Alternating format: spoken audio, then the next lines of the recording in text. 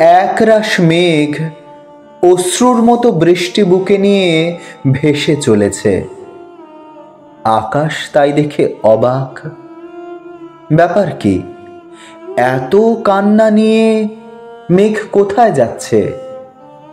মাঝ বাতাসে দাঁড় করিয়ে জিজ্ঞাসা করল, কার ঘরে আগুন লেগেছে? শ্রাবণ তো শেষের দিকে, এখন আবার বৃষ্টির তলব কে করল? মেঘগুলো চুপ করে রইল। তারপর তারপর এক সর্দার গোছের মেঘ বলল, গেছো ভুলে যে মানুষটা ব্যাপ্তিতে তোমার চেয়ে বিস্তৃত, যার সৃষ্টির রামধনুতে আজও পৃথিবী রঙিন, এক জীবনের বিষাদ মন্থন করে যিনি সবার বাঁচার অমৃত রসদ এনেছেন তুলে। আজই তো সেই স্বপ্ন পথিকের চলে যাবার দিন। ভুলে গেছো তুমি তা আকাশ? এমনই এক শ্রাবণ সন্ধ্যায় পূর্ণিমা চাঁদ কত ম্লান হয়ে কেঁদেছিল, মনে নেই তা কি?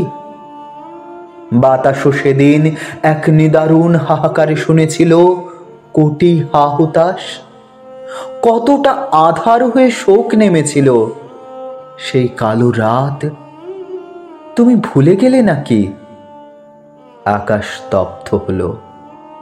তার মনে এলো সেই পরিচিত মুখ, সভ্যতার শেষ ঋষির।